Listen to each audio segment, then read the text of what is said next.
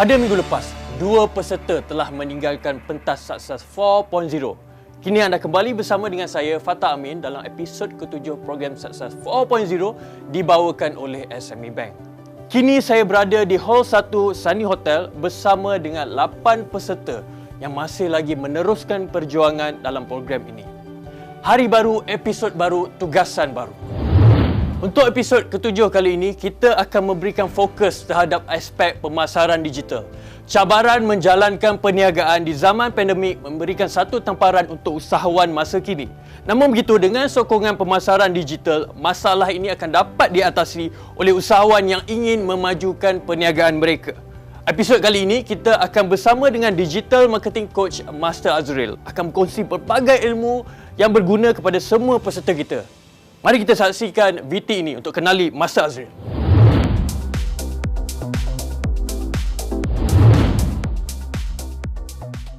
Ini adalah tahun saya yang ke-10 sebagai Digital Marketing Trainer dan Coach. Dan Alhamdulillah saya dah melatih lebih 30,000 usahawan. Dan 90% daripada mereka ni adalah usahawan kecil dan sederhana. Peranan saya sebagai Digital Marketing Coach ni adalah untuk memastikan peserta-peserta ni supaya apply ilmu yang diberikan dan menggunakan social media dengan cara yang betul. Task yang diberikan dengan training yang kita berikan kepada mereka tu actually adalah complete dan boleh membantu mereka naikkan mereka punya brand dan juga meningkatkan mereka punya sales.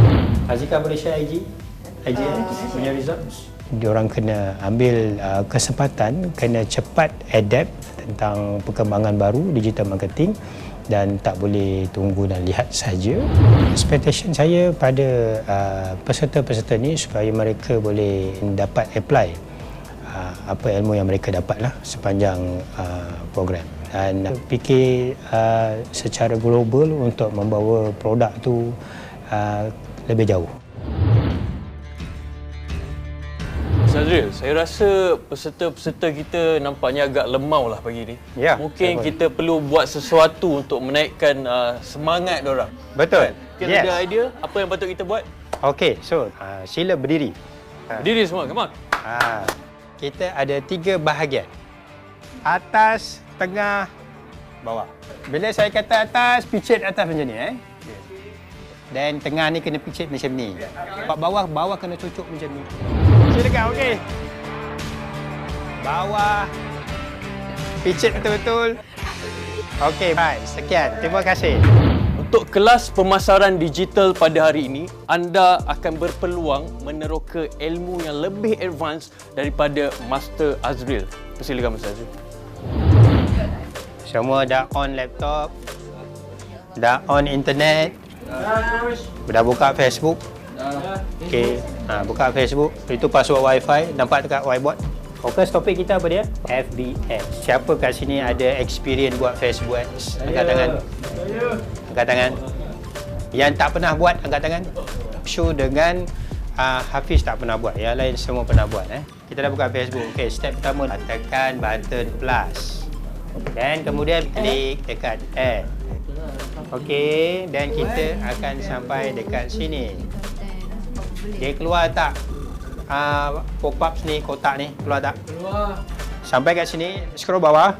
Campaign name tu, okey. Masukkan nama campaign kita sini. Sukses 4.0. Campaign ni, audience tak nampak pun. Dia hanya untuk kita punya reference. Okey, dah? Semua okey ni? Okey. Alright, dan tekan next. Penjuru bawah kanan, tekan next. Pilih kita punya Facebook page yang kita nak promote. Dan kita pilih bajet. Scroll bawah. Bajet ni dia ada 2 jenis bajet. Ada daily budget dan ada lifetime budget. Kalau lifetime budget, tuan-puan boleh pilih iklan nak keluar hari apa, pukul berapa. Kalau daily budget, iklan memang confirm keluar 24 jam. Scroll bawah sikit. Tekan show more option. Dan ada run ads on the schedule, betul tak? Betul. Tekan edit. Okey, dan klik run ads on a schedule. Klik dia. Dan dia akan keluar apa? Macam table kan? So, dekat sini, tuan-puan boleh pilih pilih hari apa, masa pukul berapa ads kita nak keluar ke newsfeed audience. So dia lebih bagus sebenarnya last time lah. Bila tuan-puan dah biasa buat ads, you akan tahu which one the best.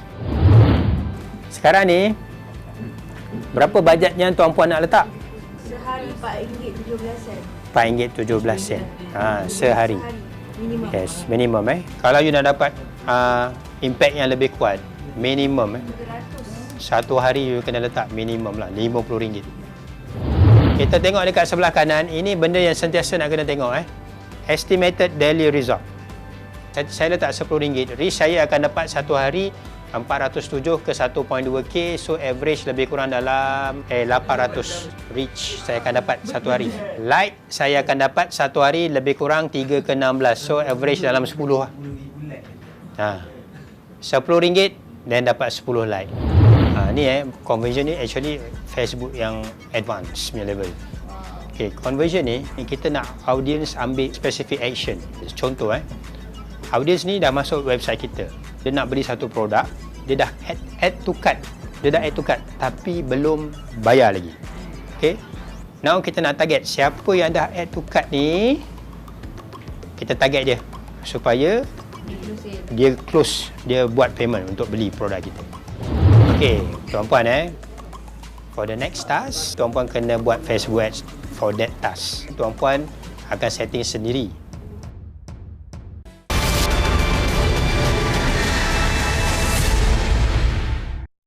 Kembali semula dalam Sukses 4.0. Saya pasti telah banyak ilmu yang telah anda dapat daripada Master Azril sebentar saja tadi. Seperti biasa, anda ada masa selama 10 minit untuk sesi one to one bersama Master Azril. Masa anda bermula dari sekarang. Apabila coach melihat dah selama mengenali saya dalam program Sukses 4.0, apa yang saya boleh improve dari segi media sosial? Saya melihat Hafiz ada inisiatif untuk membangunkan engagement ke 5 platform. So saya dah tengok blog, YouTube, TikTok, Facebook dan juga IG. Jadi kekuatan Hafiz di sini yang saya nampak dekat IG dan juga Facebook saya nampak. Dan Hafiz kena improve dari segi blog. Sebab kita perlukan blog ni untuk sharing sesuatu knowledge. Macam Hafiz dah strong di Facebook dan IG, produk Diva Scarf, dan ada kelebihan juga strong di blog atau di Google platform, satu kelebihan. Sebab saya jenis bisnes, saya tak suka expose diri sendiri. Tapi zaman sekarang ni, adakah personal branding sama penting dengan product branding? Okay, dalam kes Serina memang you nak fokus pada product branding, betul.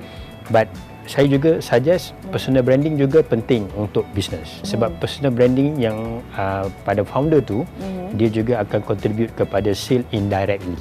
Contoh macam apa ni KFC. Dan bila orang tahu founder tu punya kisah story dia tu, jadi orang surprise tentang founder tu. Jadi dia tu juga sebenarnya menyumbang kepada brand KFC tu sendiri. If you have something yang boleh attract audience di luar sana untuk follow you, at the same time dia boleh contribute pada you punya sale indirectly. Boleh tak coach bagi tips kat saya macam mana nak kuatkan personal branding? Okay, produk Sagu Hati ni bagus. Orang kalau beli Sagu Hati, actually dia tak looking for founder. Dia tak tengok siapa owner ke apa, dia memang nak beli that produk. Bila Nakib nak buat personal branding, dan Nakib cuba tangkap gambar, cuba buat live video dengan Sagu Hati sendiri. Contoh katakan you pergi jumpa kawan-kawan dekat kedai mamak ke kat mana-mana ke, selfie dengan kawan-kawan. Make sure dalam gambar tu ada produk kita. Dia ibarat macam soft sell. Soft sell lah. Soft sell. So bila Nakib nak buat satu-satu posting, you kena cerita tentang produk tradisional. Jadi bila orang tengok kan, okay, Nakib ni selalu cerita tentang produk tradisional, so you punya personal branding itu adalah berkaitan dengan produk yang you nak jual. Macam saya punya business idea kan, macam mana saya nak gunakan social media tu untuk saya punya business idea? Okay, since Khotijah punya produk My Site tu belum lagi launch dan belum lagi jual lagi kan. Jadi buat masa ni kena banyak buat sharing ataupun soft sell. Jadi social media yang ada, tak kisah sama ada Facebook, blog, YouTube ke, even TikTok dan IG, you kena banyak buat sharing session untuk mental health. Bagi orang tahu kepentingannya kena ada this mental health app. Dan bila dia tahu ada kepentingannya tu, once you launch nanti, potential untuk orang membeli tu lebih tinggi. Kalau kita dah launch satu produk tapi orang pun tak tahu kita punya produk tu apa, servis kita tu macam mana pun tak guna juga. Coach boleh explain dekat saya tak beza website dengan landing page? Sebab ada orang kata sama, ada orang kata lain. Jadi saya dapat jawapan yang berbeza-beza. Standard website apa yang ada adalah dia orang akan letak home, general tentang dia punya produk, dan kita ada satu page tentang produk, dan kita ada page tentang testimoni, kita ada page tentang location kita, ejen-ejen kita katakan. Dia complete. Itu website. Landing page ni you just cerita satu produk sahaja. Kalau katakan you nak promote daging tumbuk tempoyak sempena Aidilfitri, then just fokus satu page sahaja. Kita jadikan tu sebagai landing page. Actually landing page ni dia adalah penghubung antara prospek dengan website juga. Jadi landing page tu setengah. Jadi kita bagi info pada dia, kadang-kadang dia boleh daripada landing page pun boleh masuk website kita. Function landing page tu actually dia nak straightforward, just untuk dapatkan database, just untuk orang ambil action. Nak tanya coach lah, dalam apa kesilapan paling besar yang coach pernah nampak lah bila orang buat digital marketing ni kan coach, usahawan-usahawan terutama dia kan? Yang paling ketara lah dia orang ni aim terlalu tinggi.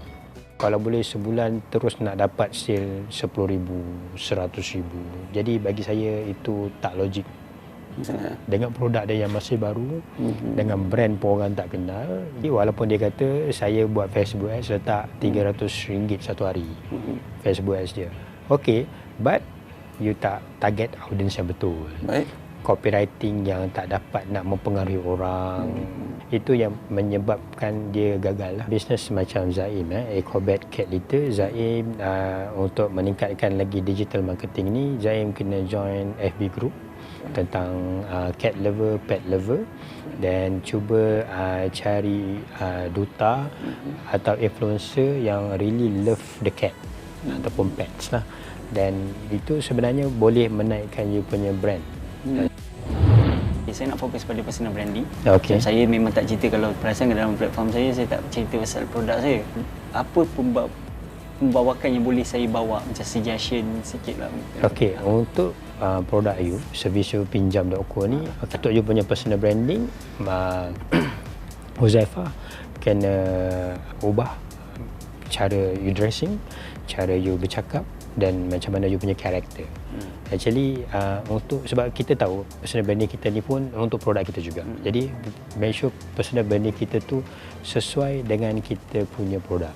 Yang paling ketara sekali, you punya cara bercakap, posting yang you buat dekat Facebook, tak kisah page ataupun profile, you kena cerita tentang produk-produk atau barang-barang untuk disewa.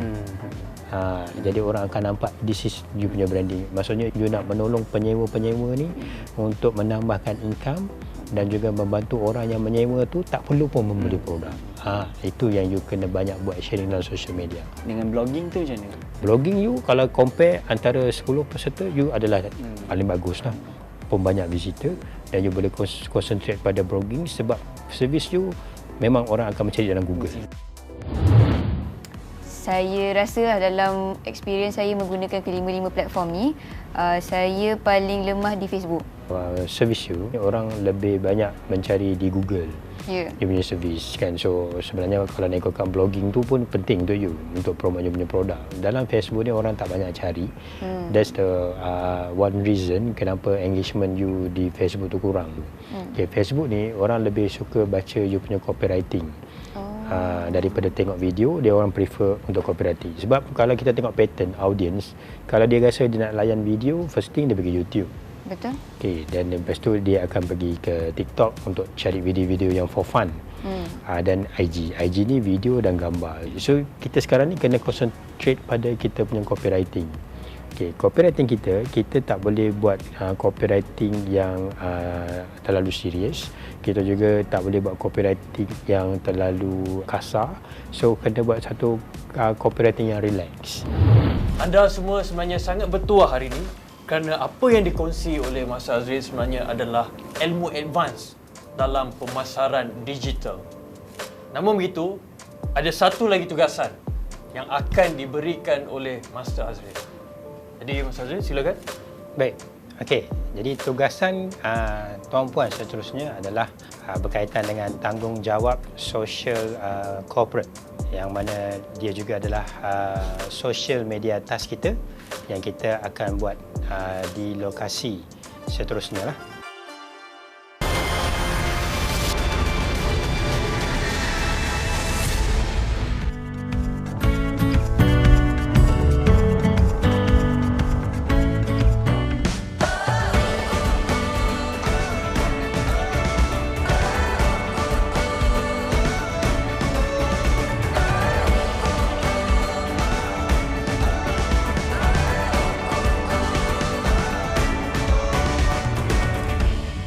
Kita sekarang ni berada di Pusat Operasi Malaysian Relief Agency MRA bersama dengan saya, Master Azril, dan juga Ketua Operasi MRA, Siti Zahra Cik atau TD. Kawan TD? Alhamdulillah sihat. Baiklah, untuk maklumat mengenai tugasan, saya minta TD untuk memberikan penerangan kepada anda semua. Silakan. Okay, Assalamualaikum semua. Apa khabar? Selamat datang semua para peserta Sukses 4.0. Saya nak terangkan sedikit mengenai MRA. MRA atau lebih dikenali kepada Malaysian Relief Agency merupakan sebuah badan kemanusiaan yang membantu mereka yang memerlukan dalam dan luar negara. Misi kita hari ini, misi bantuan kemanusiaan COVID. Kita akan menghantar 50 pack barang bantuan makanan kepada 50 keluarga di PPR Seri Johor, Bandar Tun Razak, Ceras. Boleh ya semua? Boleh! Baiklah, anda diberi masa 30 minit untuk menyiapkan tugasan ini. Tapi sebelum tu, saya nak anda lantik seorang ketua untuk mengetuai anda dalam tugasan ini. Okey? Dah boleh? Baiklah, tugasan anda bermula dari sekarang. Perempuan bungkus-bungkus semua, siapkan 50 ringgit. Bagi arahan. Sama je, perempuan biasa packing kan, tak bagi cantik kemas kan. So lelaki kita akan ambil barang dan kita cari sini. So perempuan tunggu sini, kita lelaki pergi jahit barang. Boleh? Saya bincang tak berbuat. Terus tu, terus. Okey, terus. Okey. Bagi letak barang dulu. Kira. Ni dah buat apa dah? I ambil ni. Hendak kena kerja satu set kan? Ada sini. Sebenarnya kita dah sediakan kaunter dekat sini. So perlu letak macam tepung, gula atau barang-barang lain ikut peringkat. So bila seorang jaga sini, seorang jaga sana. Seorang sini, sana. So pas pada kawan-kawan tu. Sampai siap. Laju. Okay, sekarang kita settlekan ni dulu. Come on, jom.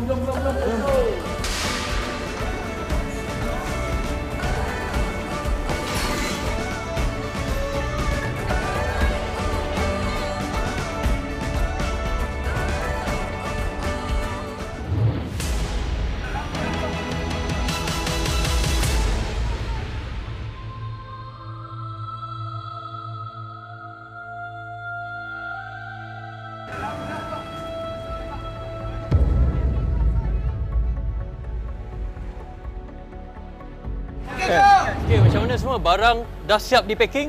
Dah. Kalau semua dah bersedia, mari kita bergerak ke PPR Seri Johor sekarang. Jom, semua bergerak. Memang first experience untuk kita orang semua, tak pernah buat macam ni. Sangat penat. Memang kena buat dengan segera. Ada salah seorang kontestan, Hadika, dia kena panic attack. Jadi itulah cabaran kami pada hari ini. So leader kita Nakib awal-awal tu manajemen dia tak bagus sangat, tapi dia belajar, dia cepat belajar. So lepas tu manajemen dia makin okey. Kalau kita buat CSR macam ni, pembahagian sumbangan macam ni, dia perlukan masa yang cepat sebab dia orang menunggu kat sana tu. So macam sepatutnya tadi kena sampai sana pukul 4 tapi ada kecelaruan kat situ, dia lambat sikit lah.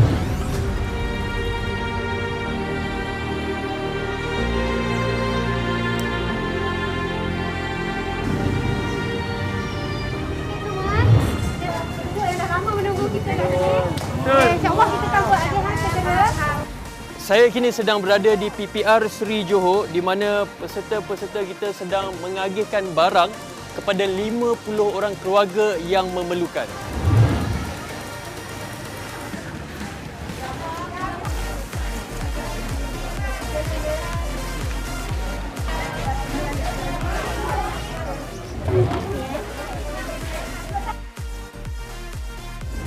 Assalamualaikum, khabar makcik? Khabar pakcik, nak bagi bantuan sikit sama dengan MRA. Kita nak letak sini boleh?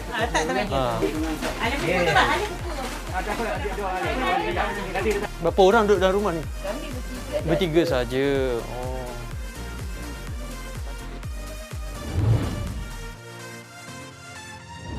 Letak diri dulu makcik.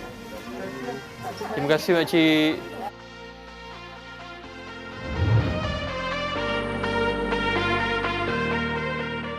Semua peserta-peserta Sukses 4.0 okey tak tugasan tadi?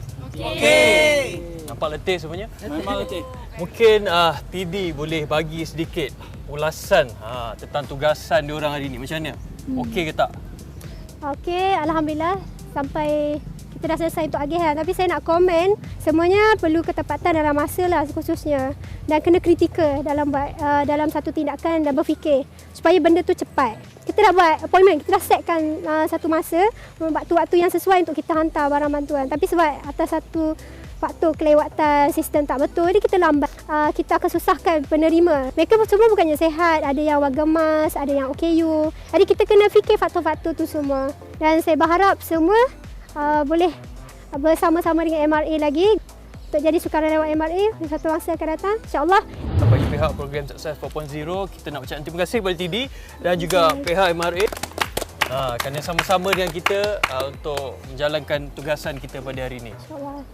Korang semua jangan happy sangat sebab korang ada satu lagi tugasan yang akan disampaikan oleh Master Azril. Silakan Master Azril. Tugasan tuan-puan adalah tuan-puan kena buat 3 post. Ya. Teaser, soft sell, hard sell berkenaan dengan crowdfunding.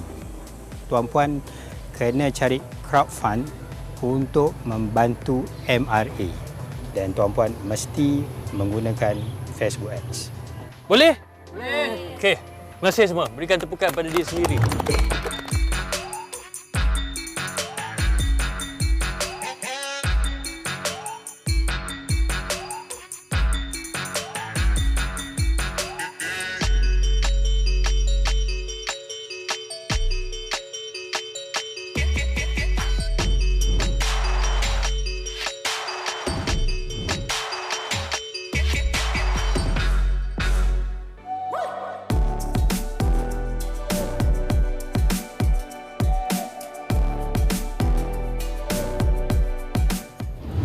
Sekian saja paparan untuk episod ke-7 Sukses 4.0 dibawakan oleh SME Bank. Jangan lupa ikuti dan tinggalkan komen di Facebook dan Instagram Sukses 4.0 serta saksikan dari Sukses 4.0 di YouTube Sukses 4.0. Kepada penonton di rumah, jangan lupa saksikan program ini di hari dan waktu yang sama di Esok Awani. Sebelum berakhir, saya tinggalkan anda dengan sedutan kelas Master Azril bersama dengan peserta. Kita jumpa lagi. Untuk soalan minggu seterusnya, sila layari Facebook Sukses 4.0 SME Bank selepas siaran ini berakhir.